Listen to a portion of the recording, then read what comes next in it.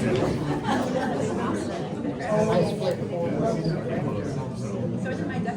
evening, and welcome to the meeting of Linden City Council. Thank you all for attending tonight. If you could please rise for the Pledge of Allegiance.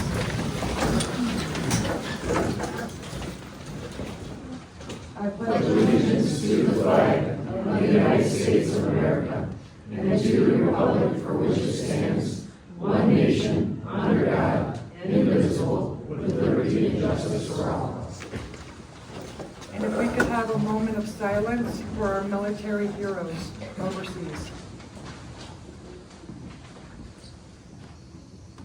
Thank you.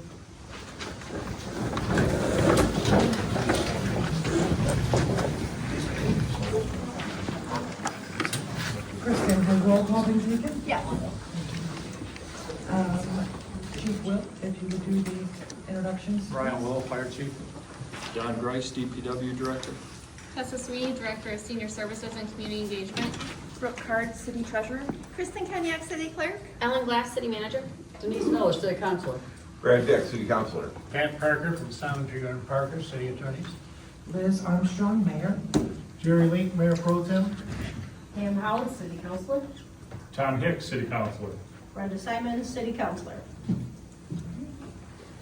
And next, we're going to move down to correspondence.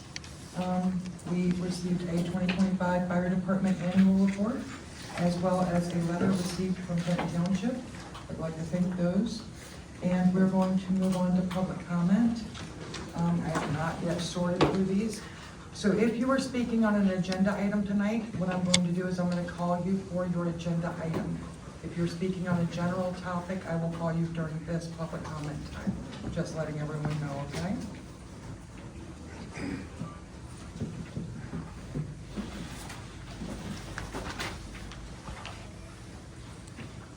I apologize.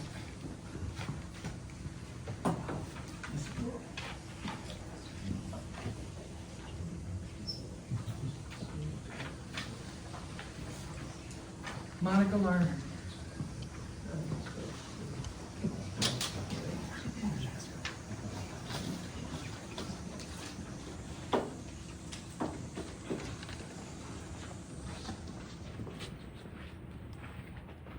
I'm Monica Larner. I reside at 152 West Ralston in Linden. So I do have an agenda item, but for the public comment, I want to revisit the trespass complaint. So 5 times of complaining about the trespass, the last one being snowmobiles, 3 snowmobiles going across my land. That is posted with 20 signs, so very visible. And I was told it was kids, okay? And they won't do it again.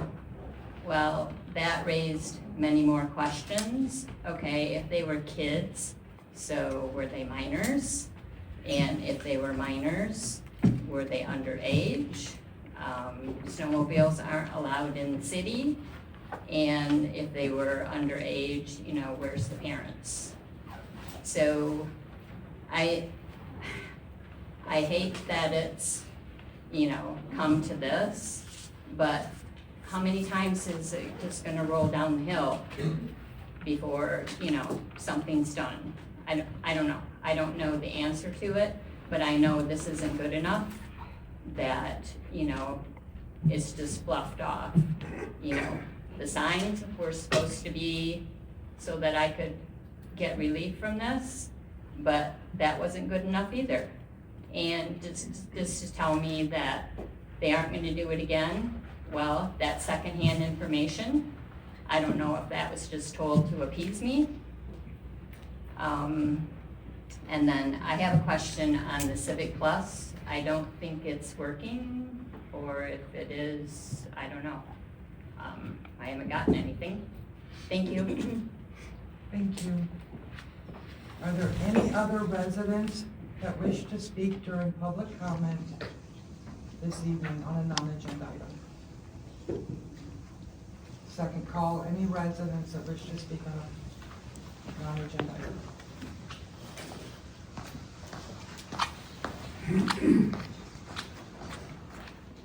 Scott Ward, 504 Lindenwood Drive. I wanted to talk about the upcoming, discussions you guys are gonna have about rezoning and all that language and the whole draft that the planning commission put together. There's a lot in there. Like, I read through it, it's like a red line, multi-page document. So going online, I hear a lot of uncertainty about it. People are saying, hey, that was already voted down, why are you guys talking about it again? I hear a lot of concerns, and I share high density problems and like what to do as a community. So I just hope when you guys talk about that at a future meeting, you really break it apart. Cause it's not a, hey, let's pass this or not pass it, like go by each item and say, for R1, let's go through, like break it apart, and talk about it in different pieces. Cause some might make sense, some I'm opposed to, but like you can't just go one or the other. So I'd also, maybe if you could address today, Counselor, was this voted down or is there still discussion to be had? Cause I heard it might have been tabled, I heard it might have been voted down already, but just kind of an update there. One thing I would add too, I want rural character in our community. So one thing that's not in there at all, and this might be just a non-starter, I'm not educated on zoning a lot, but I'd love to see some of these big parcels and have an option for agricultural use. So maybe that reduces tax burden, and maybe people with these big lots will keep their properties in an agricultural use, and then they don't get developed. So think outside the box. You guys can add things that aren't even in there. And lastly, maybe it makes sense to have a joint meeting with the planning commission, so you can have that discourse with all y'all about why they thought about things, and then it's not just Jerry and Brad coming up and saying, here's what we talked about, but it's the whole group. So, thank you. Thank you. Any other public comments? This will be the last call for non-agenda items. Hearing and seeing none, Ellen, would you like to address any of those? I don't have any information on the trespassing complaint. I'll have to have Chief Sutter follow up on that one. The Civic Plus is working.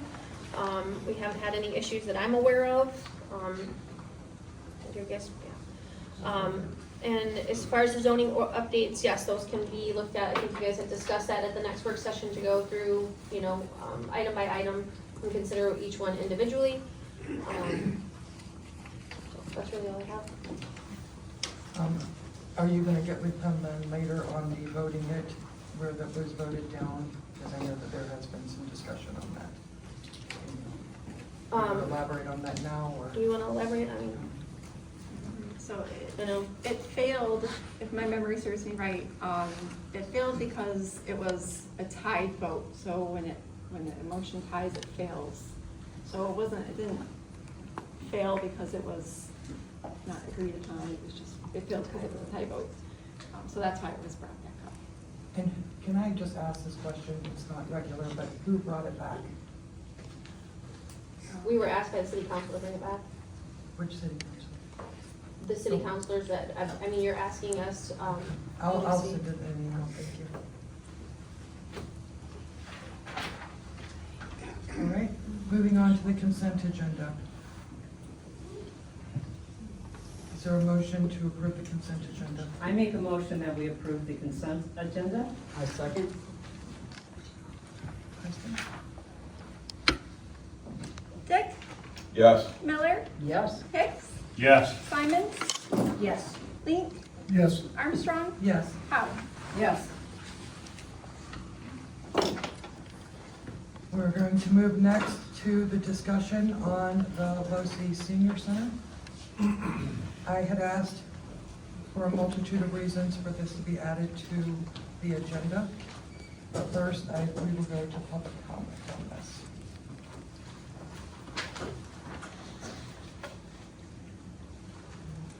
First up is Monica Larner.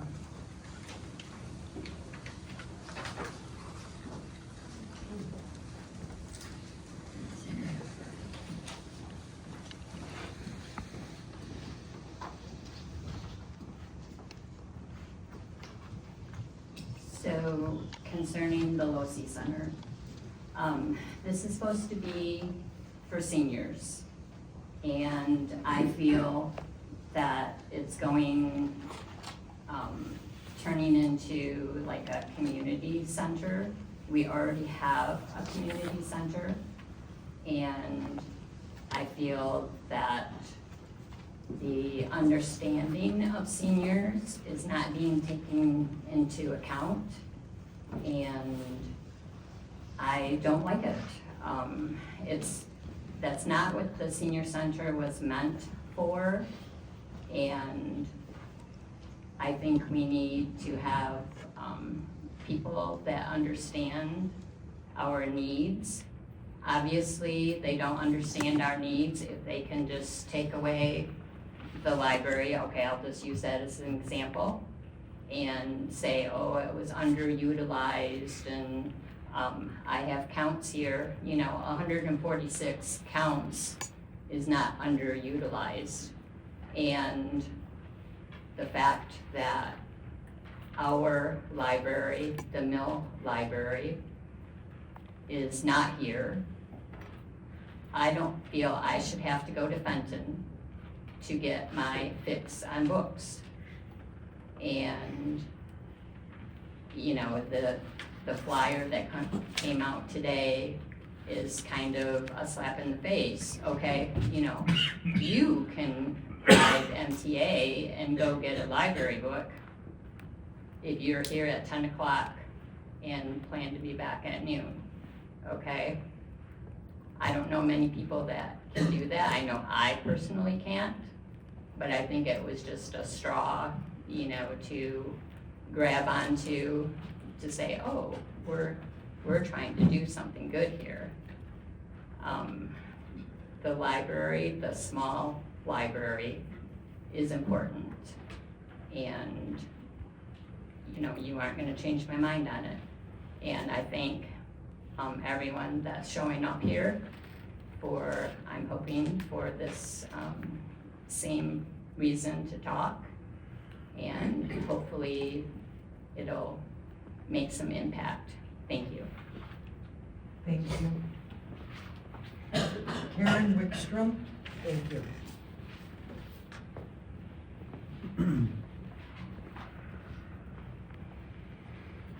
My name is Karen Wickstrom. I live at 214 Canterbury Court in Linden. And first of all, this is in regard to the Losey Senior Center.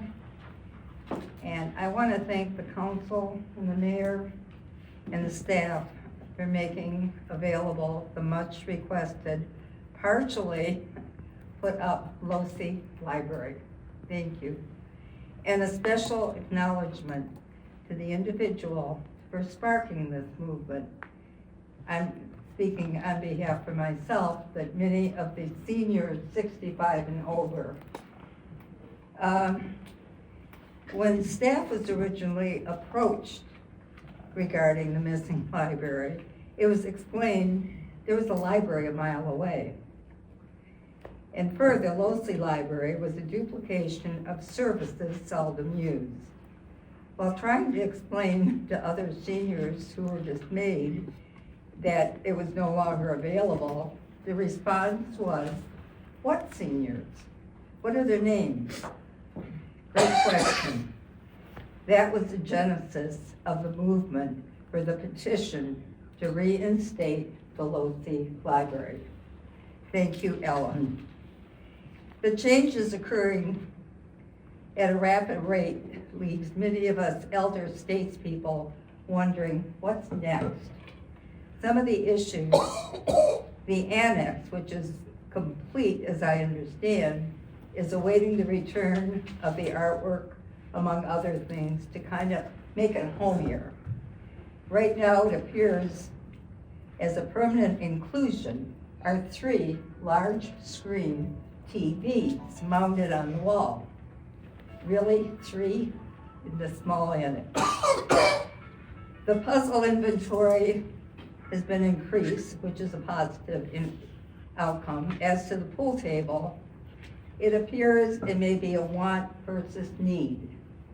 Realistically, the need is not only socialization, but also health benefits. For those with memory or coordination challenges, understanding the need for registering services on the kiosk and services used prior to the renovation to the annex, some seniors have done a walkthrough and decided to use the pool table or library without use of the kiosk. And the communication, while improving, is not completely transparent or approachable. I was dismayed last meeting to hear how many of those of us over 65 were referred to by some as they, those. We are the oldest generation frequenting and prefer to be addressed with respect due to any age. Thank you. Yes, Mrs. as one ages, there's life changes, hearing loss, vision loss. Some have walkers and canes. Thank you. I'm over. Yes, I'm sorry. Thank Okay. you. I By the way, appreciate many of us seniors plan on living to 100 and still coming to the Pelosi Center. it.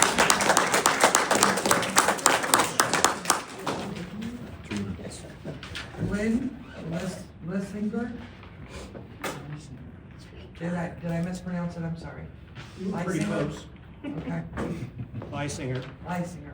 Sorry about that, sir. My name is Glenn Lysinger. I'm at 6301 Smith Road, just north of town. I participate in activities at the Pelosi Senior Center. I've been here about 15 years. I am a singer in the program with the chorus. I have been here for exercise programs regarding arthritis and heart issues. And I have been here for dementia counseling, all of which have benefited me as an individual, helped me grow, even though I'm a senior, because I plan to continue growing all my life.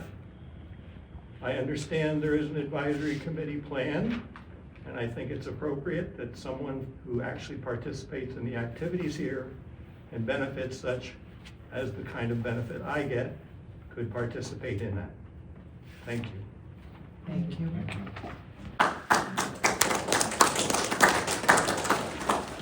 Rose Ann Cowan.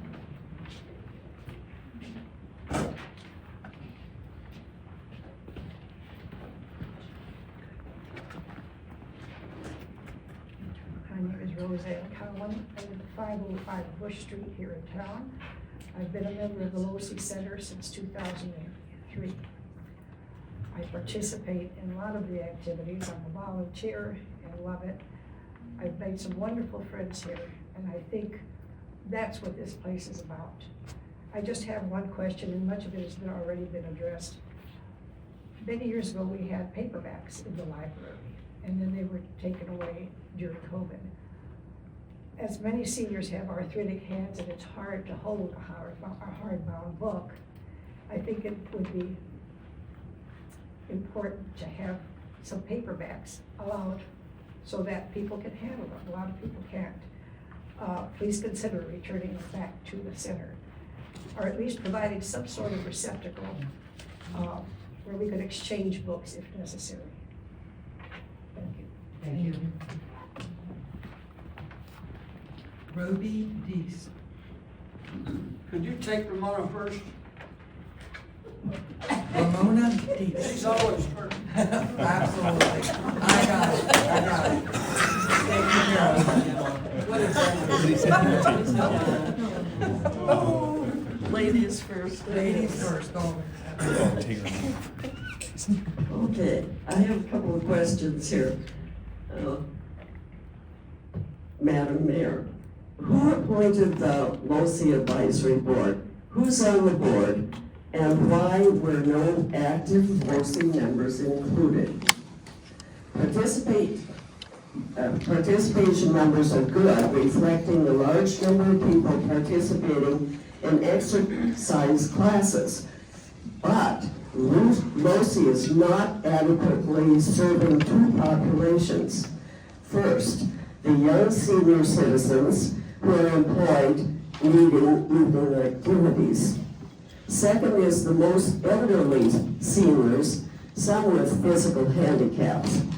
Loneliness is an issue. They need social contact in small group activities. they do well if they're sitting around a table with 6 or 8 other people, because some of us have hearing problems. Yeah, hearing aids. We need to be close enough so that we can communicate well with people. We want to have more activities that will serve all of our senior population, and input from approachable seniors who frequent the center can provide important suggestions. And I've got a whole lot of them that I would like to write down and pass on to someone who is appointed. But I don't know who these people are. We have no wish to take over the LOCI operations or make programming decisions. Staff has been hired to do this. We just want to see more people here. Thank you. Thank you.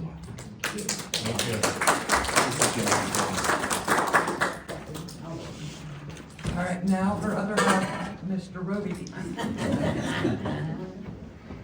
Always put her first. I will in the future. She's My smarter than mistake. I am. I understand. Thanks for having me, Roby's 506 Northridge Street, Linden, Michigan. Everybody's talking about this committee. I have this on my list. I wanted her to go first. I have a simple question. Have these people met each other? Have they met together? How many of them come to LOCI for an activity or an event? And if none of them do, then they would be poor representing LOCI Senior Center. They could pick somebody from their district or area and send them instead. Or maybe they could just meet with people who have an issue, not necessarily a committee, but if I wanted something, go to that committee and have them hear it, and then we wouldn't have to stand here and talk to you and take up council time. Okay, I didn't start my watch. Enough time, right? Okay. I was here last week and I noticed that we now have a bookshelf. And I noticed today it's got one book on it, about the bookshelf. We've always had somebody to run the books, to put them in order and everything. But we've had no reason to check books out. People come, they bring a book, they take a book, they bring a book, they take a book, and whatever. I suggest that might be the way to do this. I've got 3 things on my list. I'm going to go to the 4th one. Long time ago, before COVID, 7 or 8 years ago, we had a lot of night activities. And I came in here and facilitated some of them. Facilitated volleyball and pickleball and talent night. And we had something called a social hour where you had cards and board games, etc. And that's disappeared totally. Now, if we're going to have somebody coming from Southern Lake Sparks and Rec, that would solve a problem for us because we're required to have somebody in the building who's authorized in first aid, etc. So that's an idea, something to think about. Now I'll go backwards. If we have a committee, I think that every meeting they have, our activity director, who is in charge of directing and picking things and activities, should be fully included, along with the director of this place. LOCI is a place for seniors, and seniors need to be represented, and people who've been hired to do the job should always be involved. They can determine the possibility of things that we want, but at least consider getting somebody on this committee who does something right here at this center. Thank you, I appreciate your comment. Thank you, sir. Thank you. My watch, I started late, but it's.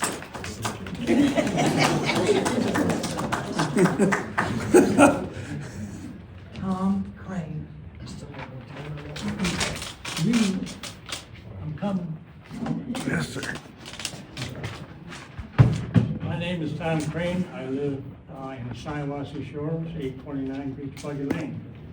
I may not look like it, but I am a senior. And I'm here to ask if we, as others have said, we would like to have representation from the senior center with the board so that the programs that are put together here are senior programs. I've been a member of 3 different senior centers. I started in Heartland. I am a member here, and I also participate at Carmen Ainsworth in Flint because I'm a barbershop singer, and that's where we practice. I've noticed the programs here are the ones that are running seem to be halfway decent, but I see a lot of empty space here from time to time. And you know, the community I live in, I know there's over 280 homes of seniors over 55. I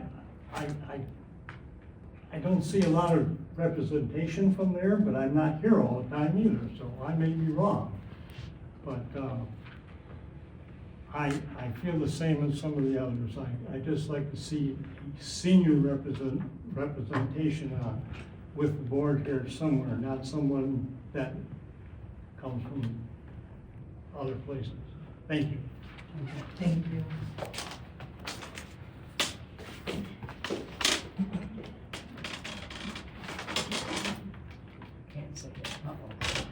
Yeah, I'm trying here. Okay, your name is Diane, and you live on 708 Beach Buggy?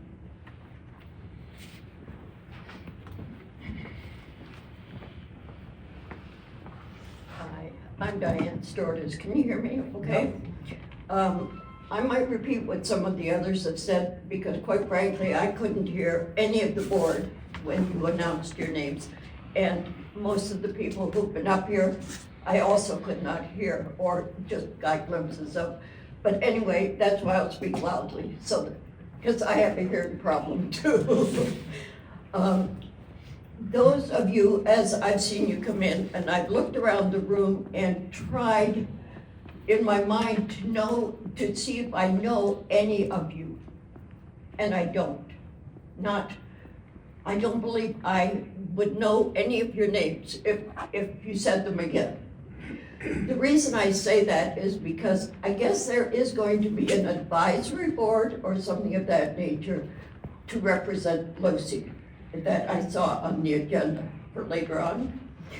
But because none of you, I don't know if you participate in LoSI, and I'm there a fair amount, and I'm also at another center.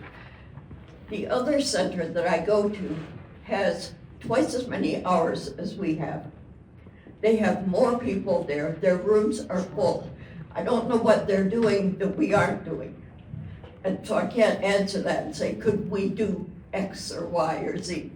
But I do know that they're there till 8 and 9 o'clock at night, almost every night, at several of the centers. So I'm all over the place, but I'm at LoSI a fair amount.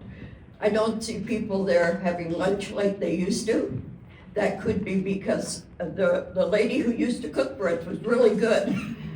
And now it's a Genesee County thing, and I've heard several people say, not going for that. So that's just one of the things that I've heard. As a carver, with some of the people who are here, I know quite a few people in the audience. As a carver, we used to be able, and at another center, I can carve for 5 hours if I want to, with my cohorts there. Here, we get 1 hour and a half. And if you have ever tried to carve something in an artistic way, that is not enough time. So I'm going to speak more to that than anything else, because that really affects me. But in all areas, I heard someone talking about the books that are no longer there and the puzzles that are, those were big things for the people who are coming before, and I think a lot of people are not coming because they don't know what they're gonna get when they get there. So there should be some sort of promotion for LoC on a citywide basis. And as Tom just said, we have, I think, about 270 homes in Shiawassee Shores. I can probably count on less than both of my hands the number of people that I see at LoC from those 270, and you have to be a senior to live there. So they all are able, they're capable of being there. Thank you very much. So- Appreciate it. That's basically, I'm unhappy with the way LoC is. I've been there for 13 years now. And I'm watching it get less and less and less instead of becoming more. Thank you. You're welcome. Thank you. Darlene, Pine and Tech. You go, girl. And Pine You Tech, go. did I do it right this time? Close. Ah. Yeah. Yeah, I'm going up this way.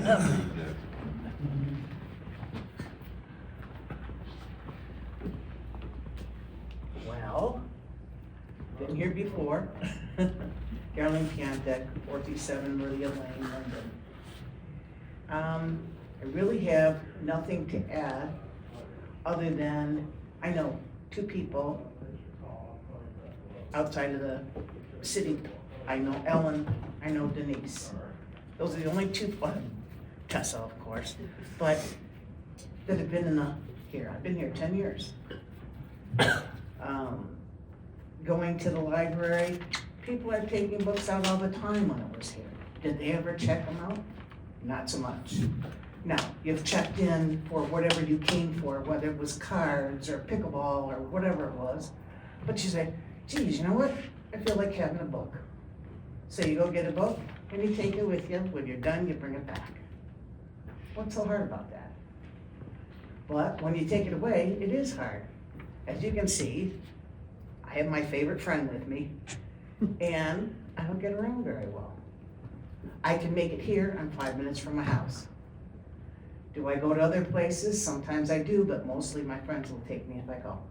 I go to Clio, I go to Grand Blanc, to do functions that they don't have on days that I'm here 4 or 5.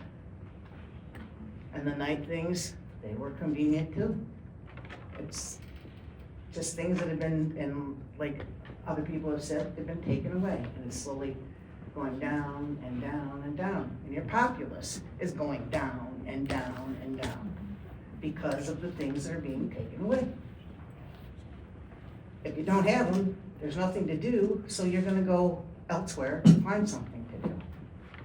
And in some cases, like getting the book from the mobile thing.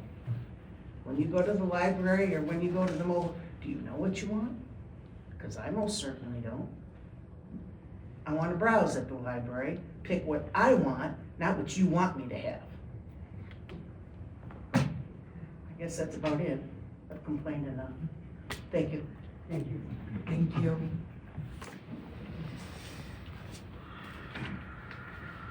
Charlene Holtzlander.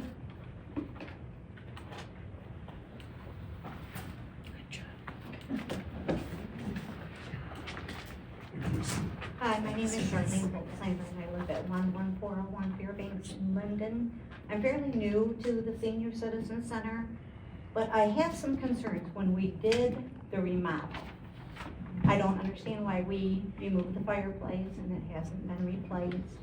I don't understand we took away the couch, the chairs, the puzzles. The library is a big one. I know when it first started opening back up, there was a lot of people that came in thinking they were gonna play pool, and it wasn't there.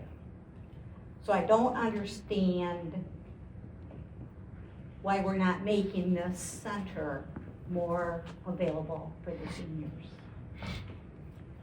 And to me, a senior's life doesn't end at 4 o'clock. I think we need to look at something for the night.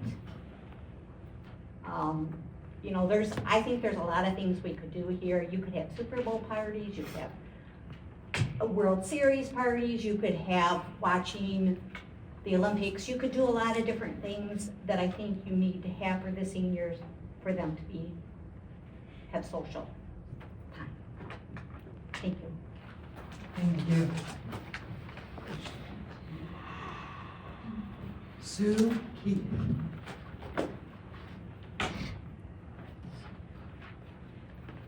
Okay, thank you for listening to me here. I agree with a lot of what everybody has said. One of my big things is where's all the pictures, plaques, and wood carving done by members that are no longer with us? I was told that it's in Ann's office, but is Ann's office readily available? I don't think anybody that goes past the bathrooms would know where Ann's office is. So it's part of our heritage, it's part of our history as who we are as a senior center and what we have produced as seniors. And then the next one is, where's the pool table again? It's a social time mainly for men, but also some women that can't physically do exercises and don't do crafts or play cards. So it's a big issue for a big majority of our seniors. And where'd the quiet area go? It was where Ann's office is. Then it got moved over here in the big room before they did the renovations. And I heard the chairs were thrown out because they weren't sanitary, and I can understand that. But we need a quiet area where we can sit and just relax and calm down. We can chat with somebody without a lot of other things going around us. And I think that's really missing. And I also added representation from LoC needs to be heard to anybody that's going to be eventually making decisions, and not just ultimately say, well, they don't use this, so we're going to take it away. But that may not be the case. So, and last week when the last meeting I was at, they said change is hard. Well, I worked in the medical field for 40 years. Change can be difficult if it's not presented in a way that people will accept it. So if we don't have any communication as to why the changes are being made, that's what it all boils down, is communication with the seniors here at the center. Thank you. Thank you.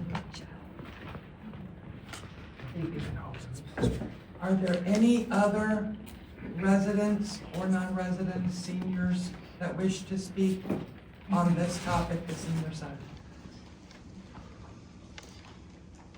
Last call, any other residents?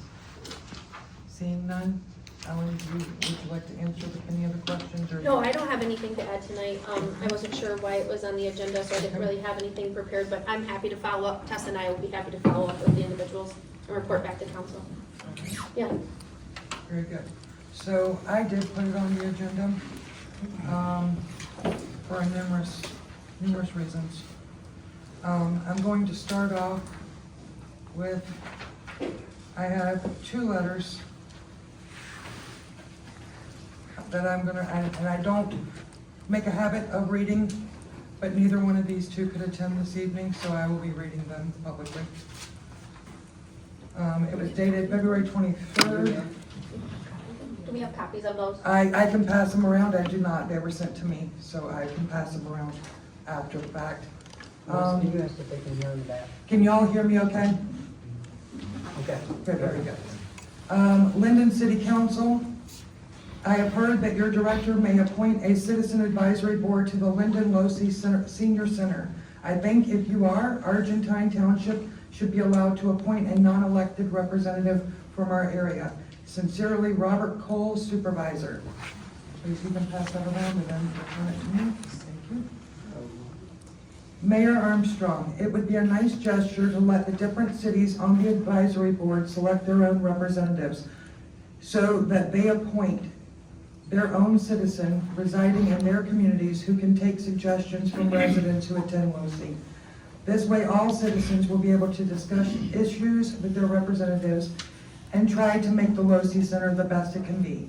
Thank you, Mayor Sue Osborne, City of Benton.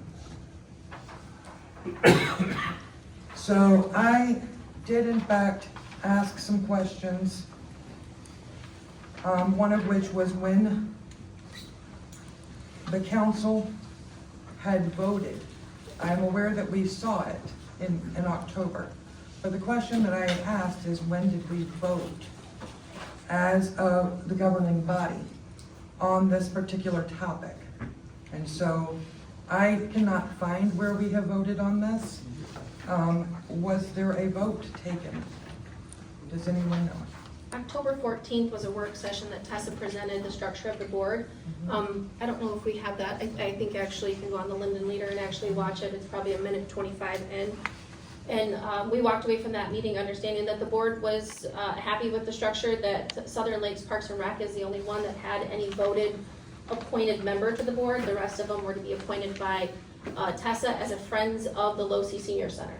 As we didn't want to duplicate the previous structure that existed, and I'm sure Pat could probably speak to the specific structure of Losee at the time.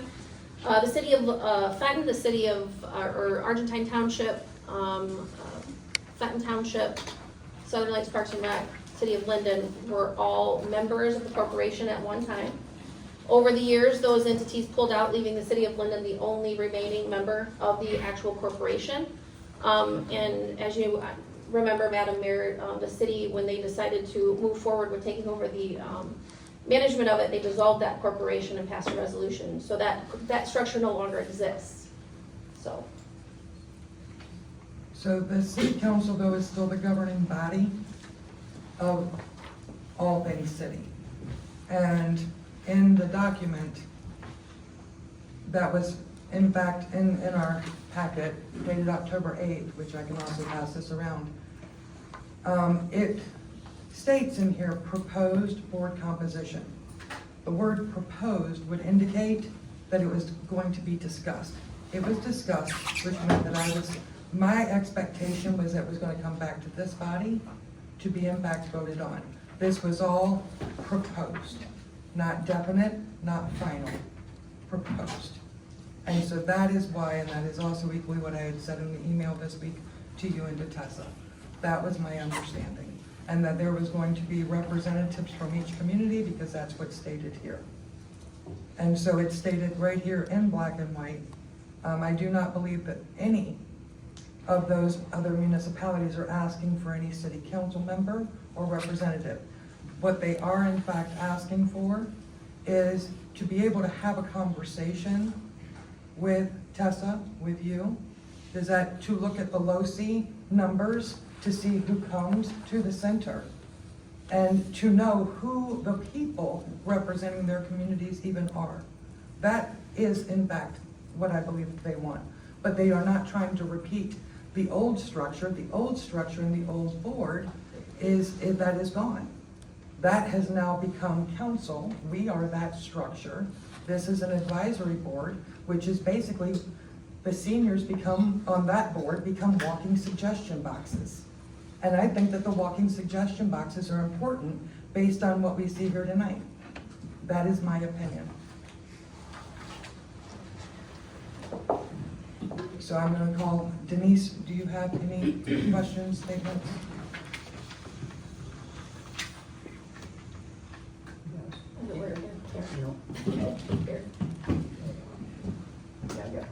Can you guys hear me? Okay. A couple of you commented that I am a senior, and I do come here, and I like it here. I play cards here, I serve soup here, and a lot of the seniors know me because I'm a senior too. I am 100% since the day one that I think you guys should be representative, and I believe that each one of you should have your concerns addressed. I would like to see that, I have been saying, maybe once a month, get down there, let's have some conversations of what you want.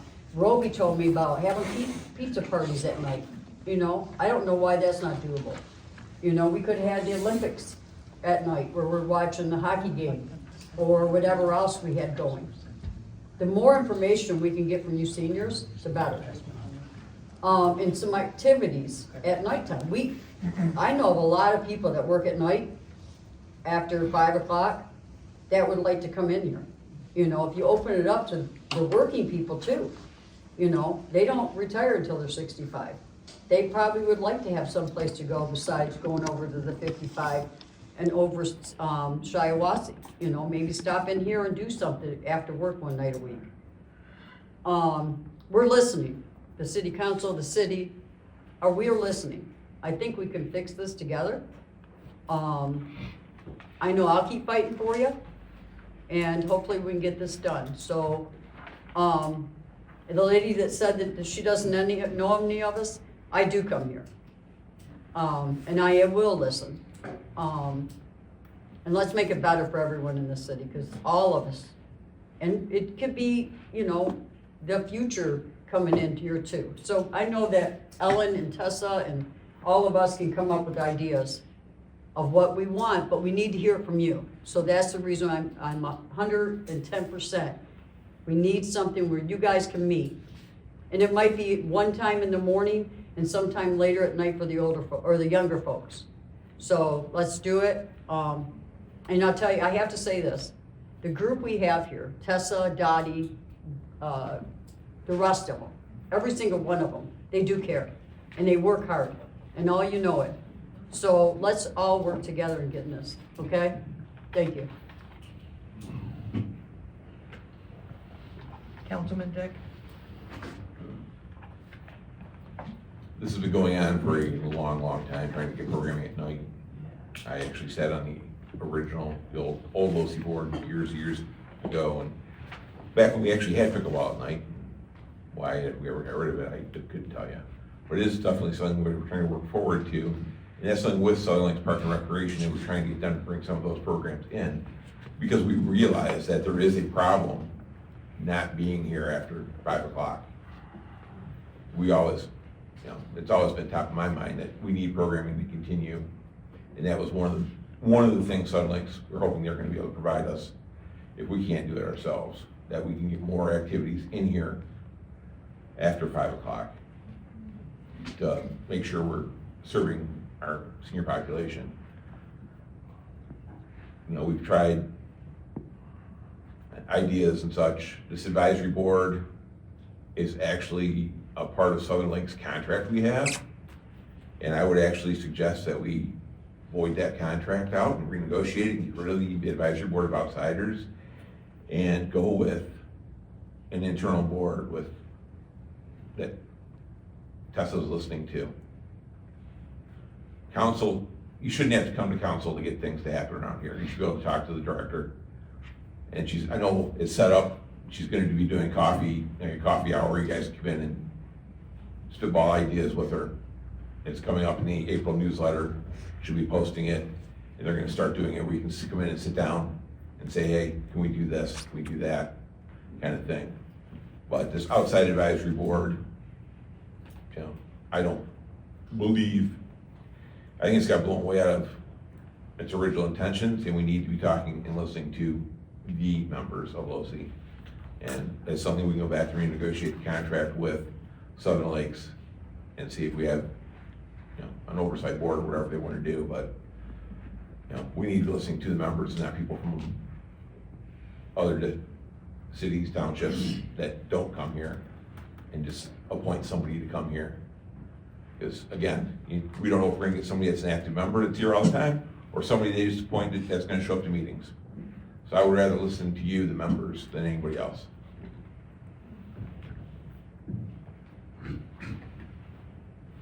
Councilwoman Simon?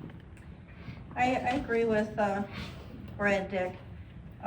The one thing I've heard tonight is that we're fighting about it. We're not fighting.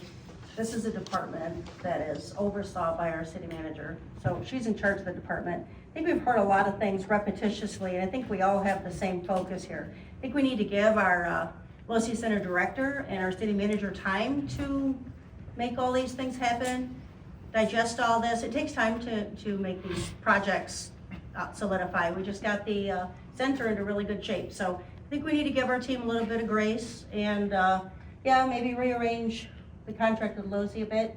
Something we should probably talk about. That's it. Councilman Higgs? Thank you. I've been on the board just a little bit over a year, and I sit here and I listen to you guys. and I want to understand, and I figured the only way to really understand was I became a member today. Okay, so I will be around. And I think we're all members, Yeah. if I'm not mistaken. I can now see what you guys are seeing inside, behind the curtain, and I want to help. Just like I know everybody here wants to help. So thank you for bringing your concerns to us. That's all. Councilwoman Howard? Thank you. I am also a key fob carrying proud member of the Losi Senior Center. I can show you my fob. It works. And I do swipe the computer.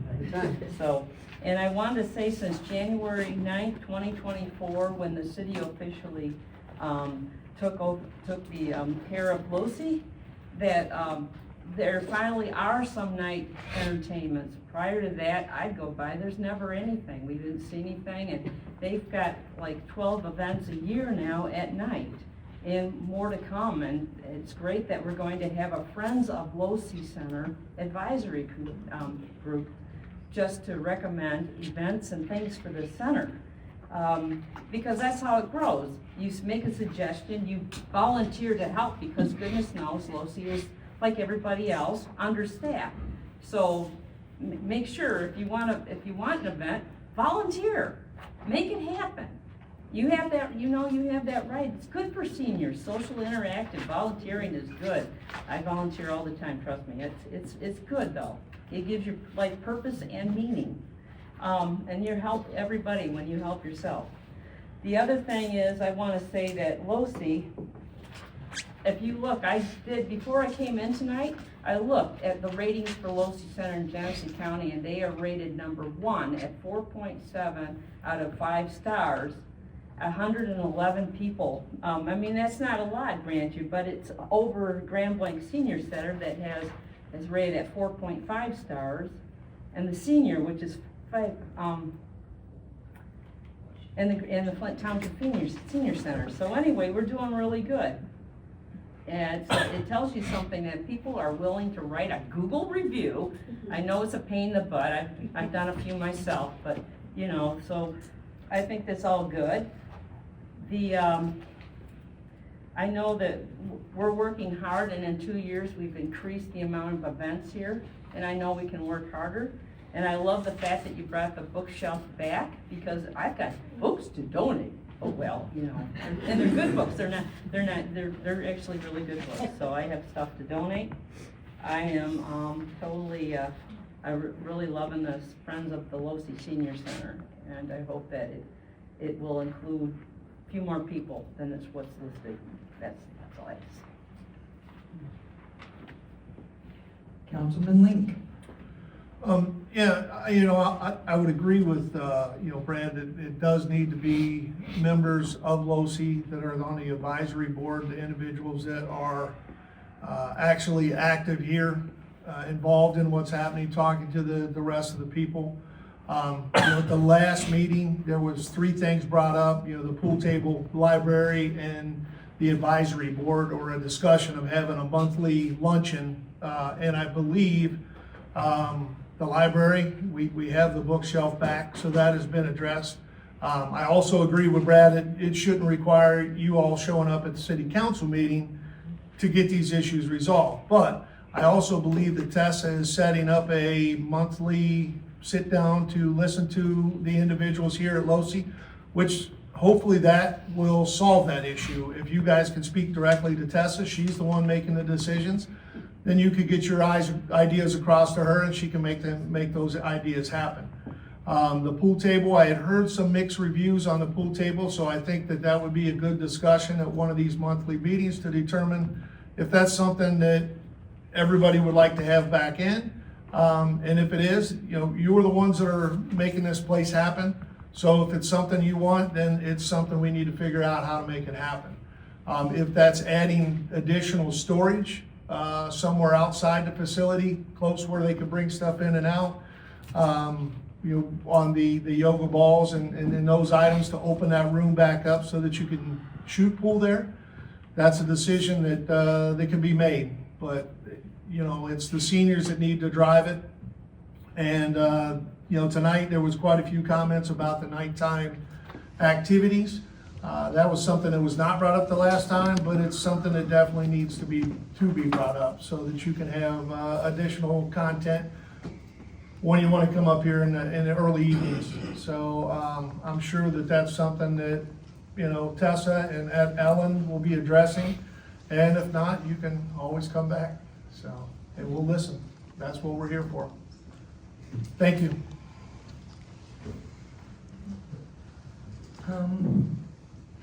So, I am 49. I will be 50 in July. And so due to that, I am not quite old enough to come into LoC, which is why nobody has seen me in there. But I will be in July. And I want, because I don't know everything that is needed. Yes, I have a mother. Yes, my mother needs senior activities. My mother is wheelchair bound. And so I do understand the place of loneliness, the place of the need of books or puzzles or activities that don't have anything to do with physical. I also believe, yes, we need to have programming in here that starts to bring in the working seniors and making it available for them as well. I have concerns right now, which I have stated over, at this moment, the LoC advisory board, friends of the LoC board, whichever one we're gonna call it. I think that it could be a great thing if it's absolutely mandatory, then there's ways that we can make it a great thing. If it's not mandatory and we can go back and change our contract, then we should look at that and go to a more town hall style, certainly. I'm kind of flexible with the way we do it, but I don't believe, based on the research that I have done and the conversations I've had, and even some of what I've heard here, that we're at the point where we should move on it until this body, this governing body votes on it. So with that being said, I'm gonna throw out a motion to pause it and bring this back in March for a vote to pause the Friends of the LoC Center, i.e. the advisory board.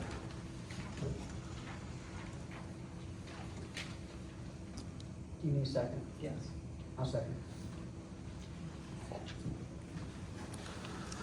Since this is a department of the city and the Friends of the LoC Board is under the city, we don't have the grounds to make a motion to vote on something that is city operated and run. It's like telling the DPW how many rolls of toilet paper to stock in the So then we don't get any say or any. We do, but we don't make a motion on something that's run by the All right, city. well then I'll just do this instead. I'm gonna call a special meeting for the LoC Senior Center.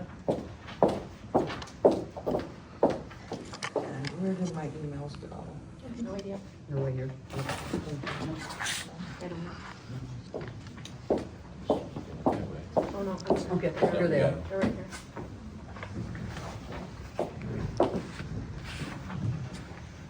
Is there any other discussion? Madam Mayor, are we just going to bring it back and talk about it again before we decide? Well, if we can't vote on it, We don't have to literally vote on it, we can decide to talk about it again. so that's why I called the special meeting. Because then, what I am very well aware of, because I did research and I wasn't going to discuss, okay, is that Benton has no representation at all on that board. I went and researched the names, okay, and Benton doesn't have representation. So what we have right here, I didn't wrap this up, but it does say the structure, and it said it was proposed. And so there is no representation from Fenton. Fenton Township has 2 representatives. So I would just like to see that it is done fairly and equitably, and with people that come to the senior center, okay, and maybe even, because in a perfect world, if we have to have the board, if it has to exist, then there should be a representative between 50 and 65 so that we can get the evening programming. And there should be another representative between 65 and 85 plus, so that that way all aspects are being able to be considered. That is a concern of mine, okay? I want to make sure that every senior feels heard, seen, valued.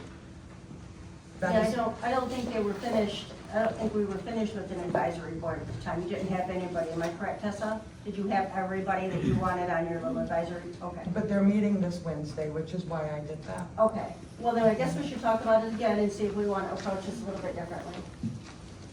And if a special meeting is what we need to call, that's what we need to do. Thank you. Pat, there's a motion and a second on the floor. I mean, what is your recommendation at this point? And then, I can resend it if it's because I did that, so. So you can withdraw, are able to withdraw the motion if you want to withdraw the motion. I will withdraw the motion in lieu of the special meeting. And I'm going to have to relay that to Southern Lakes Parks and Rec, or we are going to have to somehow, you know, when we're finished, we'll decide what we're going to do. Because we do have a contract.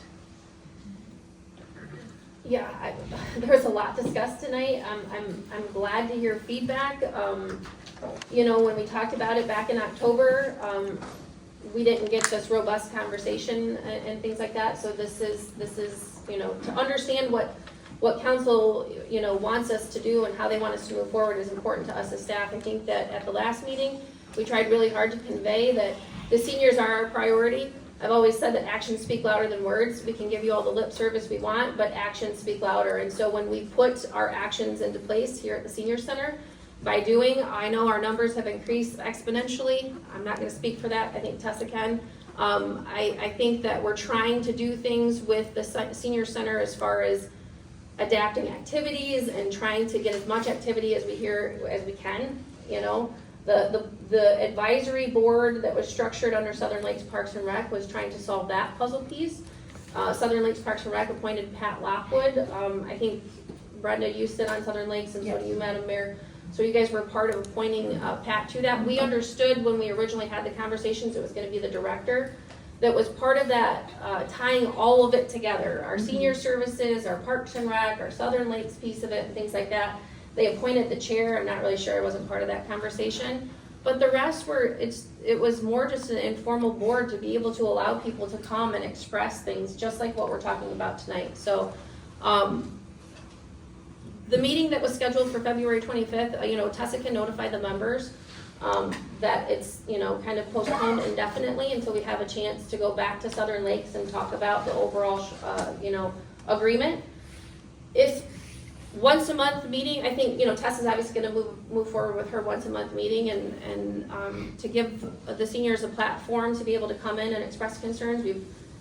We're happy to do that, so we'll continue with that structure and hopefully that'll, you know, provide some basis and some, you know, good context and robust conversations that we can bring back to the board if it's necessary. And then I guess we'll wait for further instruction from city council.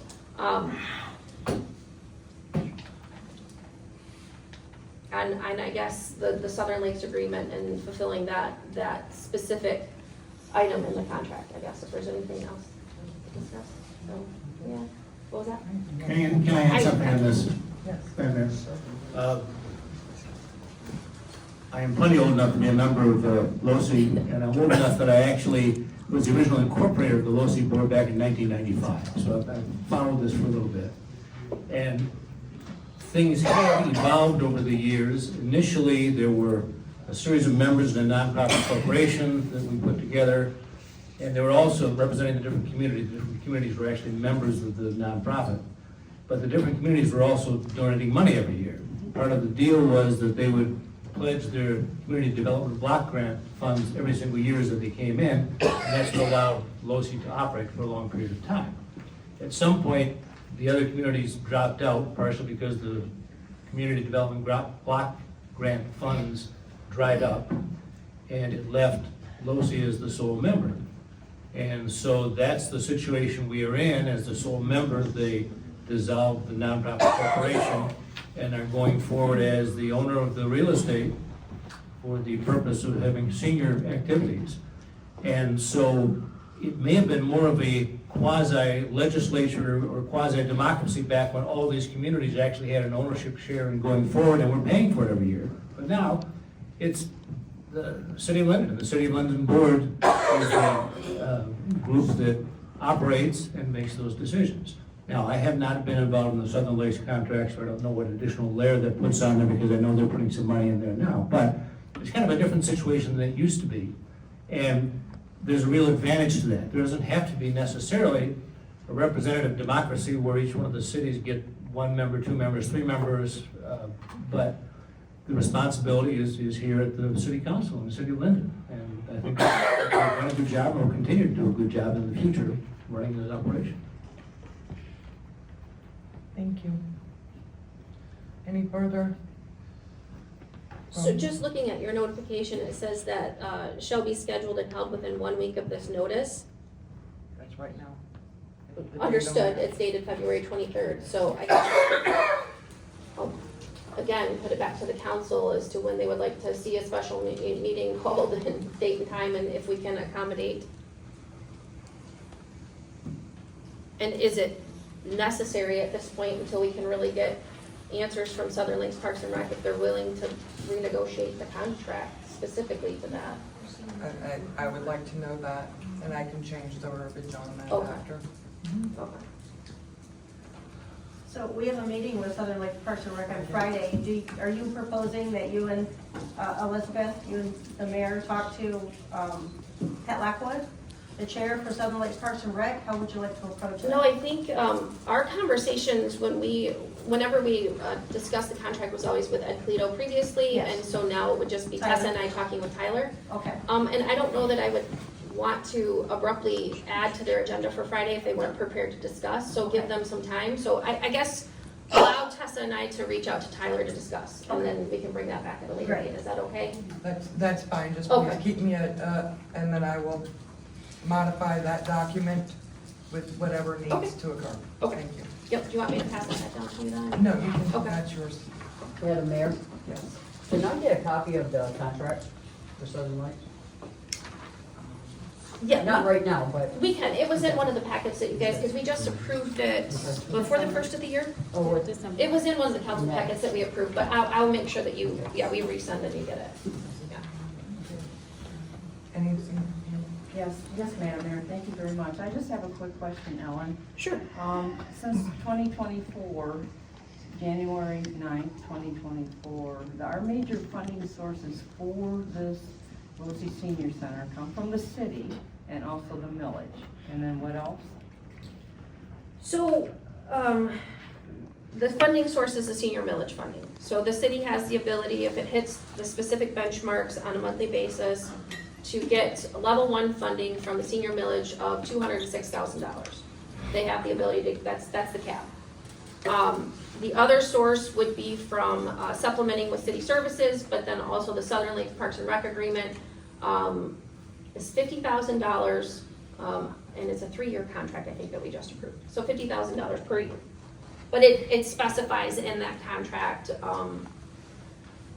for, I don't know if it's for new programming specifically, Yes. I can't, so some of it has to be for new programming, and there has to be other, items and stuff involved in there, but the other source would be $50,000. Now, this past year, we were able to do some things with the annex through grant dollars, with the county, as well as our neighbors, Fenton Township, who did actually allocate CDBG funding, for us, and we were extremely grateful for that. So we were able to get the annex done with that, so. But that is our only funding source, is the millage funding, supplementing with, city services, and then, LoC, Southern Lakes Parks and Rec agreement for $50,000. But we are the ones that have the property and we take care of it. Yes, Okay. it is ours, yeah. Yep. Madam Mayor? Yes, ma'am. Yes, please. As far as this group that's gonna make decisions, and my only issue is that, have they clicked into this building to even see what the seniors are doing?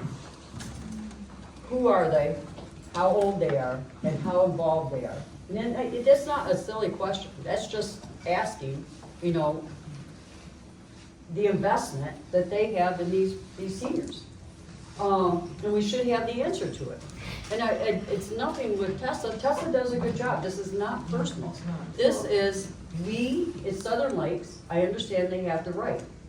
But the same way, these people come here. So if we're gonna recognize them, you know, not just a coffee, they need to be able to be heard. We have that meeting, maybe not, maybe they can go in March someday and go in there and just talk. But the people that are on this board, I hope, that will be, and it doesn't have to be an active, it should be an active seniors from different communities to be on this board. Because what do they talk about? You know, what program do they know if they're not coming here and they don't see what's going on? So that's my 2 cents worth, thank you.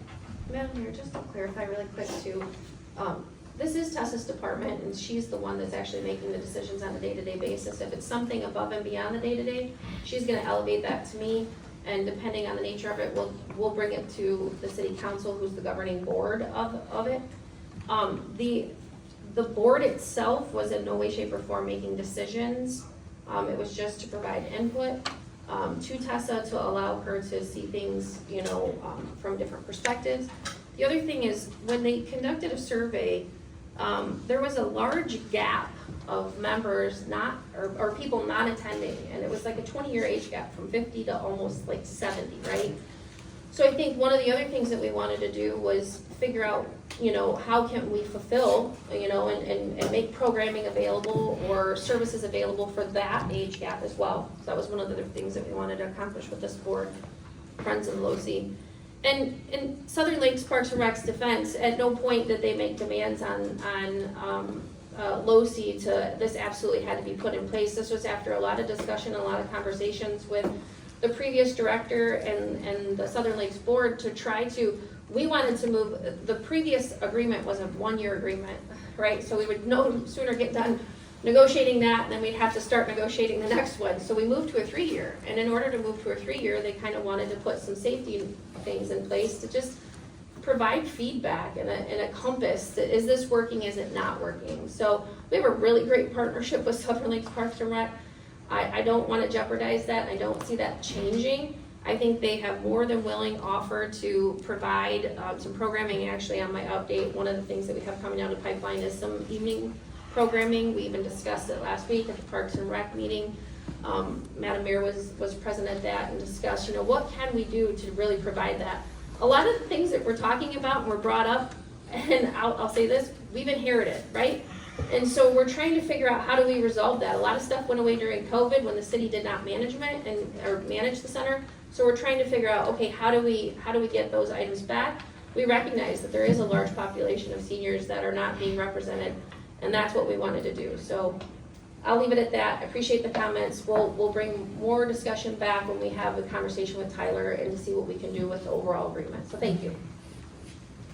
Can I say something? No? Yes? Okay. All right. So we will be moving on to the next topic, which is the 2026 Mill Pond Treatment Contract. Madam Mayor, Councilor, Nick is actually here. Sorry to make you sit there so long, Nick. If you want to get up and talk about it, that'd be great. This was in the work session packet from last meeting. I have not gotten any questions, but I'll let Nick kind of explain where we're at with the program and the year ahead. So this past year, you know, we had a really warm summer. So, you know, after the initial treatment, we had an issue with native plants, which is good. You know, it's healthy. It means Mill Pond is responding to treatment, getting rid of the invasives. We had an issue and had some complaints of a lot of plants at the east end of the Mill Pond, and that would be wild celery. And wild celery it looks kind of like a giant blade of grass. It's eelgrass is what it's called too. And I put a extra cost in there to treat 4 acres maximum, just because of the cost of the product to treat celery.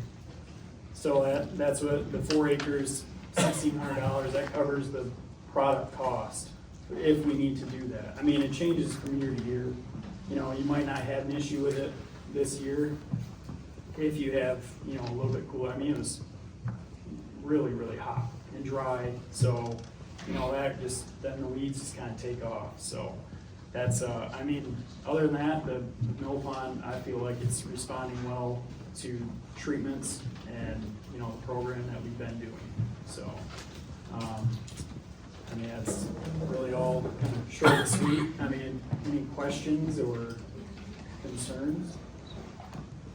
Do any residents have any questions about the aquatic nuisance treatments? Seeing none? All right, we'll start with Councilwoman Howe.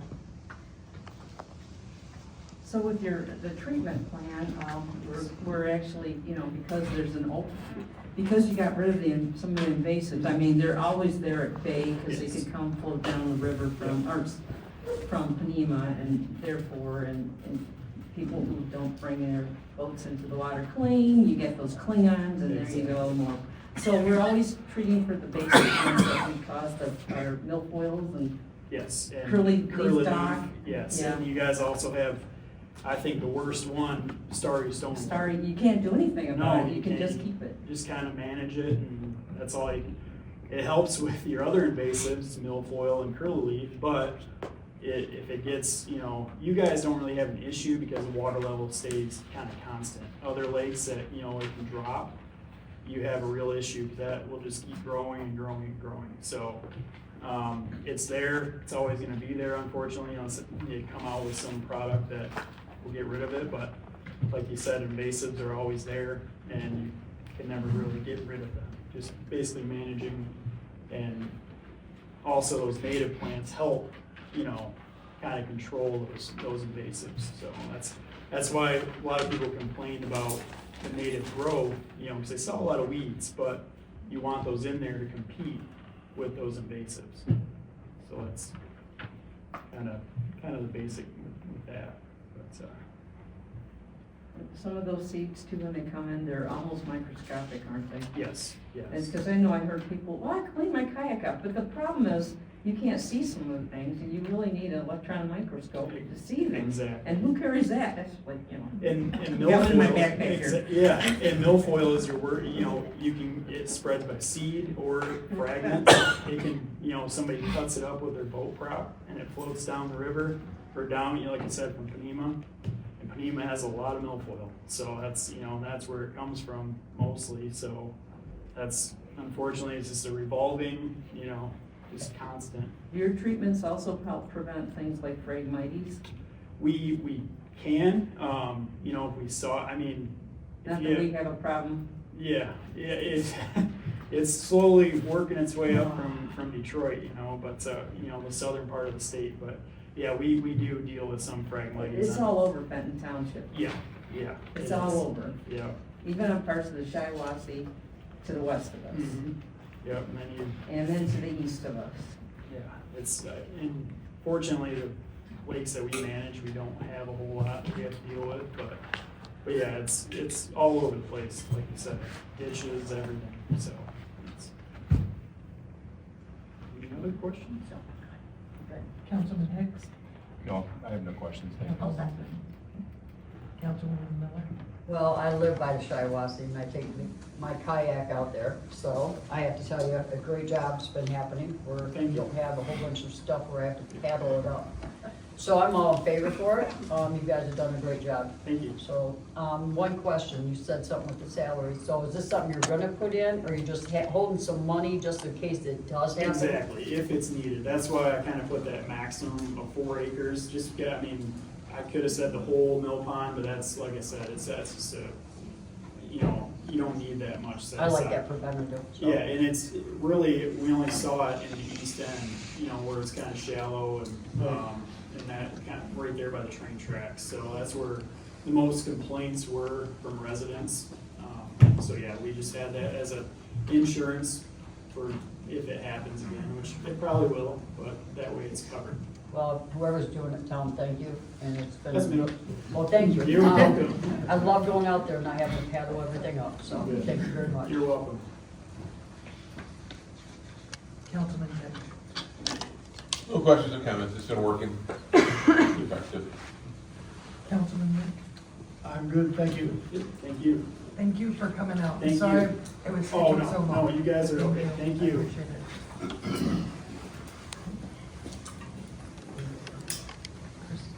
Is there a motion? I'll make a motion that we approve the 2026 mill pond treatment treatment plan in the amount of $11,950 as proposed. And I will second that. Armstrong, Yes. Link, Yes. Simons, Yes. Howard, Yes. Dick, Yes. Miller, Yes. Hicks. Yes. We are now moving on to the conditional rezoning request for 1013 North Broad Street. Madam Mayor and City Council, in your packet is the items that you guys have seen in previous packets. I know the owner is here in attendance as well. I think Mike has versed you in this specific subject in case there's any council questions tonight, but tonight I know that they're looking for approval or moving forward. So I really have nothing additional to add that we haven't already discussed previously, so I'll leave it to you all for that. So happy to answer. We'll start with public comments. Scott Ward.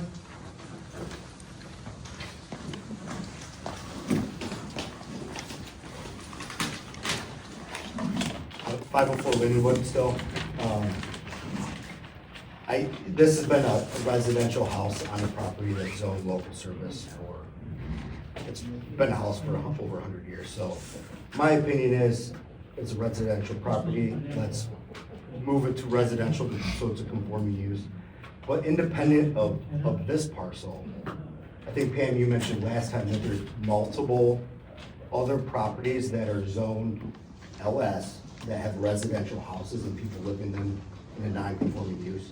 So and this is probably really a question for council, but like, is it problematic to all those residents across all those if we don't accommodate a zoning change here?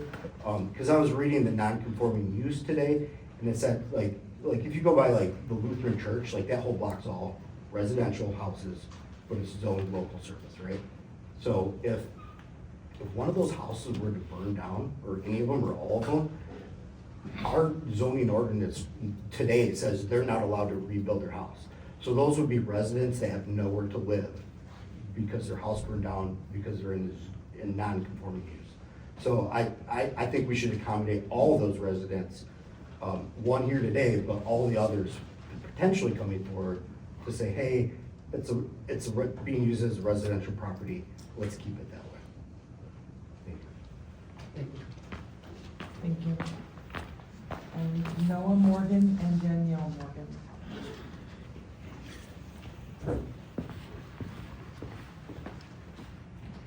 Good evening, council.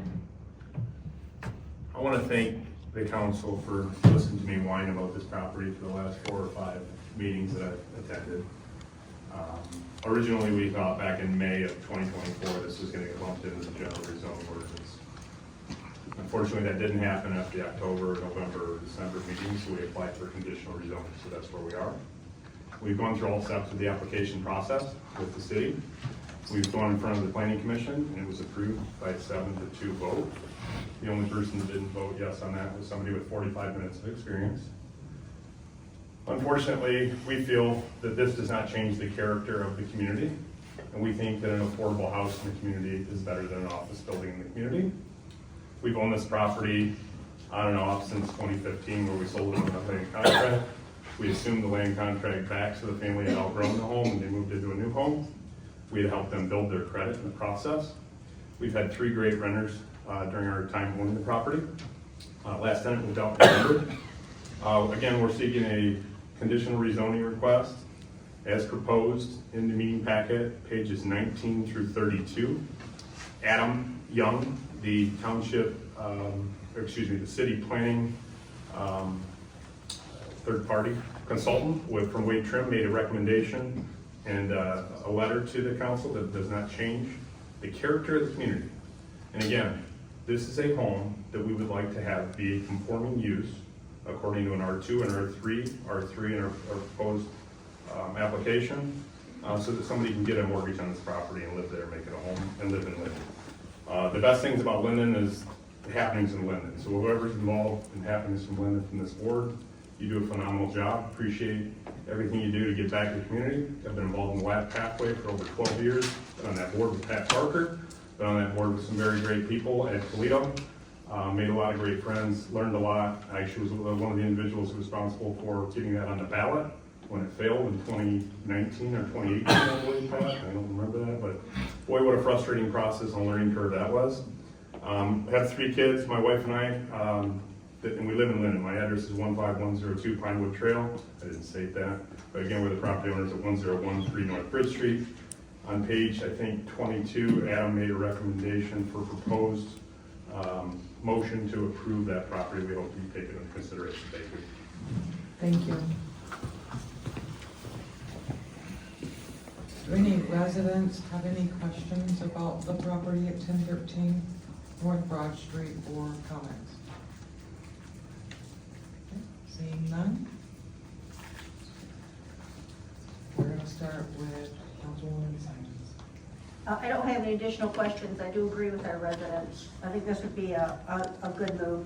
And I also think, looking closely at the ordinance that we're going to review in the future, we should probably make sure that if houses do burn down, people can rebuild them. So that's all I have to add. I'll be looking closely at that and asking some questions. Councilwoman Miller. What troubles me is 2015, this was bought in the LS district. I believe it must have been by cash, or I'm not sure how it was purchased, but it was in the LS. And now it's being asked to be put over to a single family, which they state that it's been like that for years. I'm really concerned of what the next people going in there is going to, any trouble they're gonna have with future, mortgaging. We've done this before, and like I said, my biggest issue is that it is non-conforming to the area it's at. So I'll still consider and move forward. Thank you. Councilman Dick. Well, the property is non-conforming. It's been used as a house, again, for a bazillion years. He's offered to leave it a house, either a single family or a duplex, as it's been used for, the past 50 years or so.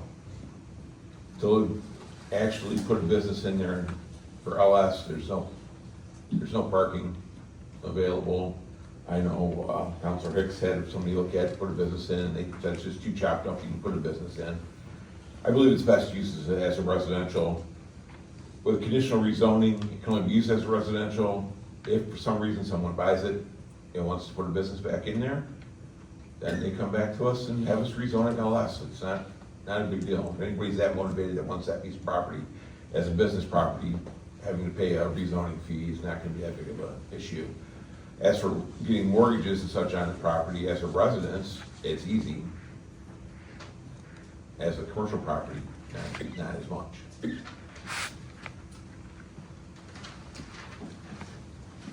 Councilman Hicks. I have no comments. Councilwoman Howard. I just, I agree with our speaker, Mr. Ward. And as I've brought up in the past, I think that the residential houses in Linden who are currently in the LS districts, including the corners of Hyatt and Silver Lake, or Bridge Street, sorry, right over near Hyatt. There's a couple down across from, on Main Street, and then we have Mr. Morgan's house property that's over there by Sloan's, I think those all deserve to be rezoned. When they rezoned them in 2014 to Ellis, I'm not sure they even got the right to speak, and so I believe they should be rezoned residential so that they can make full use of getting mortgages, repairing their houses, just as we did for the one lady who we rezoned it, right near the community center. That's all I have to say. Thank you. I think everything's been covered in the previous meetings, so I don't have any further comments. The only further comments that I have is that I had reached out, A, at the last meeting with Mr. Young, and then B, also equally asked a question on the phone. I have not gotten the answers to that, which makes this extremely difficult to vote on when I don't have the answers. And so, on the short bit of it, basically here's my concerns. When we talked about the preliminary site plan review for Town Center Family Dental, I was in there. And they discussed a berm to protect the residential portion behind the building, okay? And they had to plant trees, and they had to create this whole thing so that the light pollution and the sound pollution would not penetrate that residence. Here's my concern, and this is what I had asked. How, when it is on one side, it has Sloan's with lights and noise. In front, it has the Town Center Dental now. On this side, it has companion animal. There is a lot of light, also equally gonna be, noise, and those lights are on all night. I see, they're always on. And so, is there something that, and I'm gonna ask, I guess, you, for lack of, Adam's not here. Yeah, Adam was not Okay, able to, he communicated. is there something that can be done that is going to help prevent, because I don't know who that resident is yet. They're not here yet. They haven't purchased that home. But are they gonna want the lights from 3 parking lots? And we went through all those things to protect the people, that this was gonna be in their back door, shining in their back, that live in Forest Ridge. So those were the questions at that. And I'm sure if Adam has those questions, he'll be happy to get back with you, but Pat, I will actually, it's currently used as residential. Those properties that are, she mentioned are in existence right now. To my knowledge, it hasn't posed any issues to date, but I don't know if you have anything to offer after you've heard the comments tonight. Yeah, after hearing that comment, generally what would happen in a real estate situation, if somebody new comes in to buy the property, they buy it and they know their light's on next door. And this goes back to an old Michigan case about somebody moving next to a pig farm and then complaining that our neighbors don't smell good. Well, the pig farm has been there, told you move next to a nuisance if that happens. And you weren't forced to do it, you chose to buy that property. So I don't think that a new person who bought it would really have much to complain about when he comes in and finds out that there are 3 other properties which are non-residential by them that have lights on sometimes. So I don't think that's a big concern for the city. I understand that people have been living there for a long time, it's been a house for a long time, so obviously the neighbors, the neighbors haven't kept it from being a house that people want to live in and want to buy too. I guess concludes my questions. Can I speak real quick on behalf of the house owner?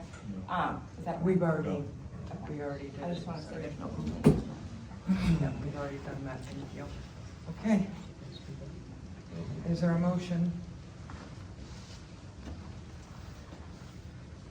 Madam Mayor, I make the motion to approve conditional rezoning request for 1013 North Bridge Street from LS Local Service District to R3 Single Family Residential District in consideration of the Planning Commission's recommendation of adoption and agreement with the Planning Commission's findings, and the request satisfies the review standards of section 154.03 item E of the City of Linden zoning ordinance. I further move that conditions offered by the applicant are incorporated into the signed statement of conditions accepted to the city, acceptable to the city attorney. In the signed statement, please. Support. Link, No. Hicks, No. Armstrong, No. Miller, No. Howe, Yes. Dick, Yes. Simon. Yes. Motion fails. Moving on to the manager's update. Madam Mayor and City Council, I just have a few things. Last week, we did have a special Parks and Rec meeting to go over this year's events. It was a good conversation. There was a lot of excitement about incorporating America 250. The mayor is excited to incorporate that into some of the events and stuff like that, so more to come on that. It was a good discussion. Linden deserves better. As you all know, I mentioned earlier during the discussion that Southern Lakes Parks and Rec is ready to start offering some after-hours programming here, so stay tuned for more information on that. We're gonna be working with Tyler to incorporate all that. We did start the shuttle today with MTA to offer shuttle services to the library in the meantime, while our library is closed. So our librarian is actually over there in Fenton and welcomes any Linden residents that would like to utilize that. And we did that in response to, yes, hearing feedback from residents and access to the library and things like that. But again, trying to utilize those services that our city residents pay taxes for. So they're paying taxes on Genesee District Library, they're paying taxes on Mass Transit Authority. We're excited to start offering that. We'll see where that goes. The city of Linden is doing the 2026 Community Expo. And if you got, I think Kristen has circulated the email, or Nikki, but our office has, so if you haven't had a chance to sign up, please sign up. It would be great if you did. It's a great opportunity to interact with the public at that and just talk about all things that we have going for us in Linden and all that kind of stuff. We're wrapping up the winter tax collection. Monday is the last day for payment. Our treasurer's department has been hard at that, and in addition to the budget as well. We're working on preparing a budget workshop for the council, so stay tuned for more information.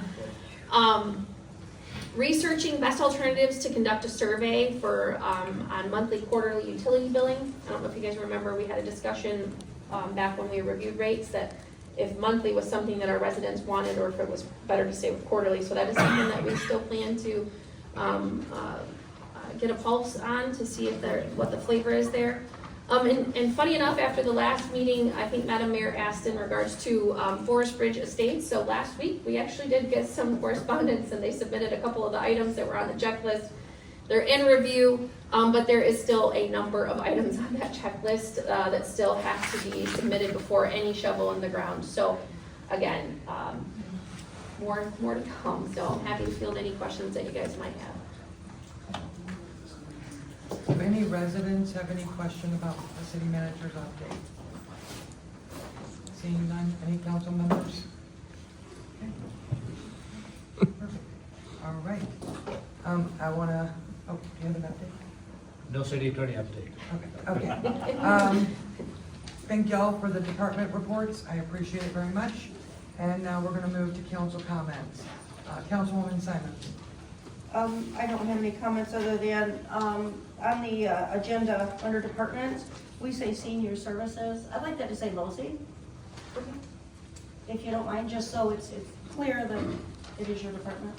We said it several times, I just want to make sure.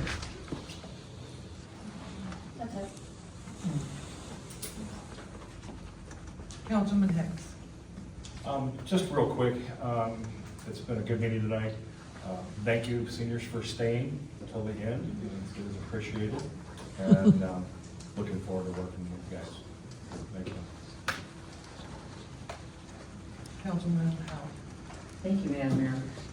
I'm looking forward to working with the LOSI Senior Center more and seeing some of those evening entertainments come in. I enjoy those as much, but I'm one of those working seniors. I'm still working. have to work a few more years, but I love LoSI because it's, you know, great gem of the community, and so I absolutely support it. And Ramona's Choir, I'm looking forward to someday being part of that, okay? Also looking forward to the March 7th and 8th Expo, because we can put our best foot forward at that expo and meet lots of contacts and put our city forward there, and I just love that. That's how else can you know, help your community but support it and promote it. I'm also wanting to just mention just briefly that was a storm with the advent of spring. I'm thinking spring, okay, even though it's not feeling like it today. But I noticed when we got that melt last week that there were a lot of storm drains that were kind of plugged, or actually real plugged. And so coming up to spring and flood season, just thinking that, you know, if you have a plugged storm drain in front of your house, just please take your shovel and scoop it off. And I know the city's vigilant, because pretty soon we'll have street sweeping. Yes, positive spring thoughts here, that's all I have to say. Councilwoman Miller. I want to show something on here, if Kristen can help me.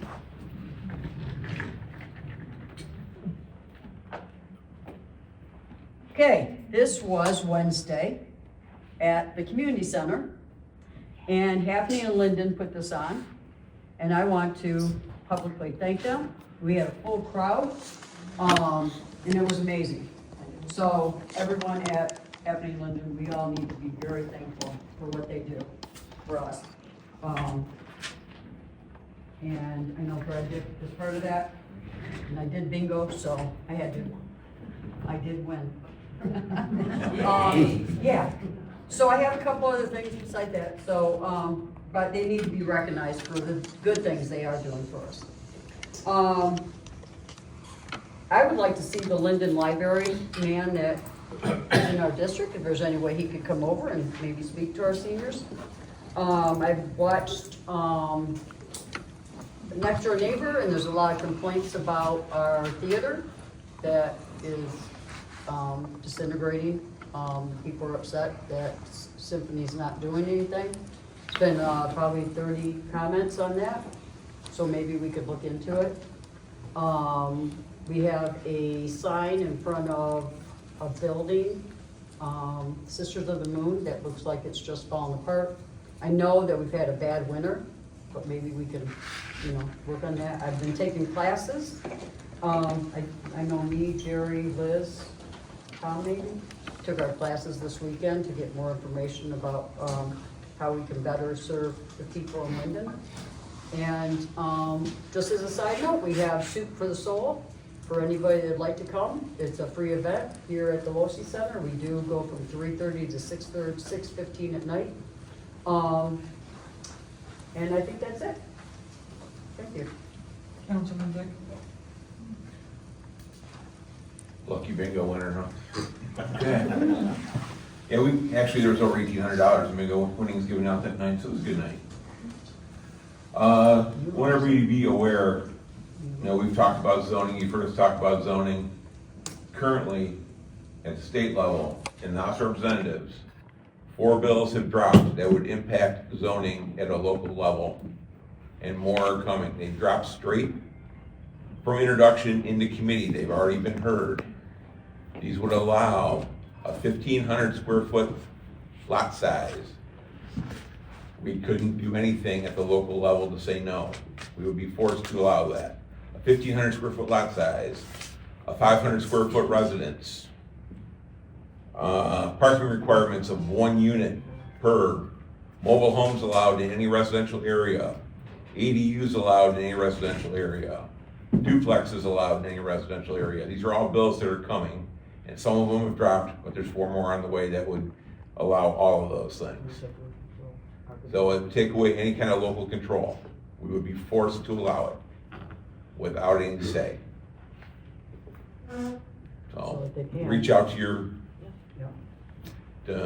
Mr. Mueller and let him know that you oppose these, and everyone else on the House committees, for regulation and reform. This isn't a targeted thing. They're going through all the procedures at the state level, and this is one of those that has bipartisan support.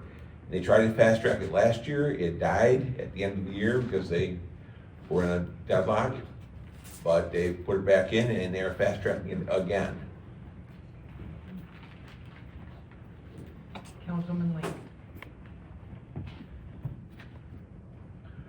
I would like to say thank you for everyone that showed up for all the discussions. You know, it's important that, you know, we listen to what you are saying. I think that is happening. I think that's evident by the changes that were already made from the last meeting.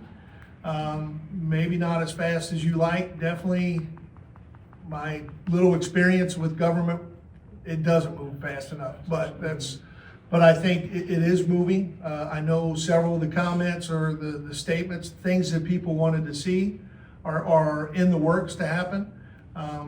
But now we, as a group, have to show you that, you know, we are listening and we are going to do what you asked.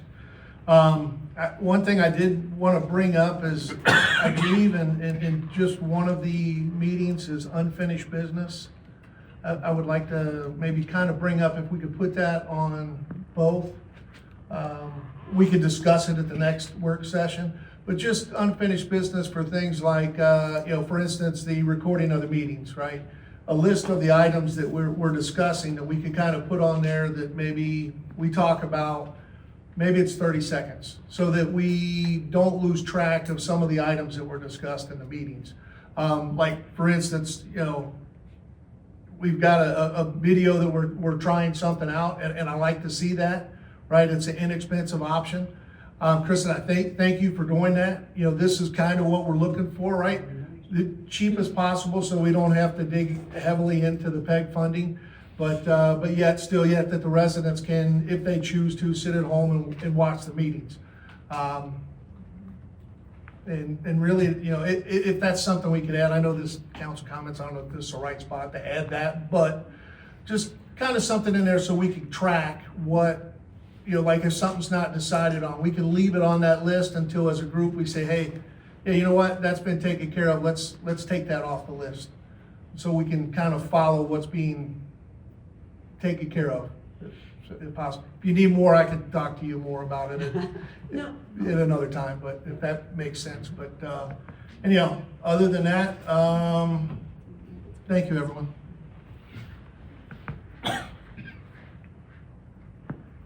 I want to thank all the seniors that has come out tonight. I also want to thank our students, by the way, for sticking around.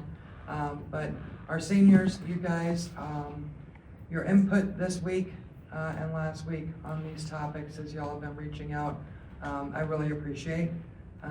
And I believe that this body will continue to move forward with your concerns while also working with Ellen and Tessa to make sure that they can be done, but be done the way that works for them. I also want to thank DPW for getting out there and doing the roads. Thank you so much. I am excited.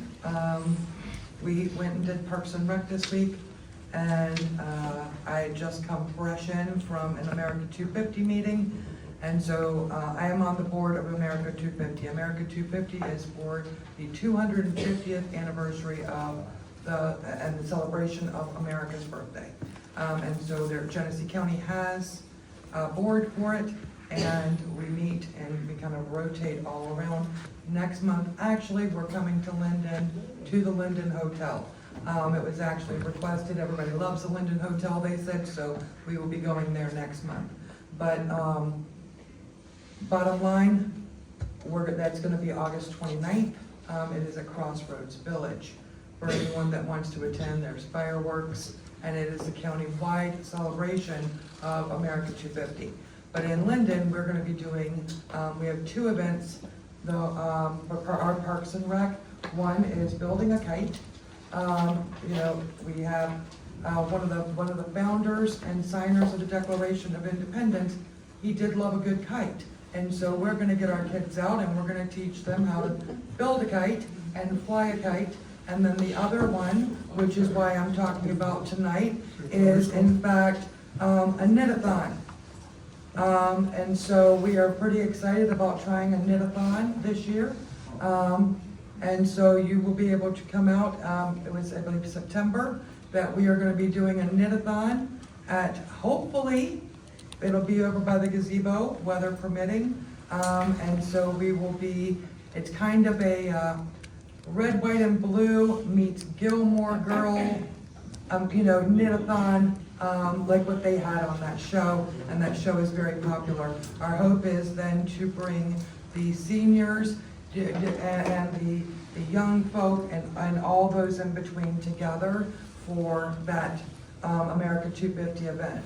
And I also want to thank Pete Maas from the Linden Historical Society. He managed to get Linden involved, so America 250 also has a passport that takes us all around. You know, when you get the passport, you go and visit all the different sites and events in Genesee County.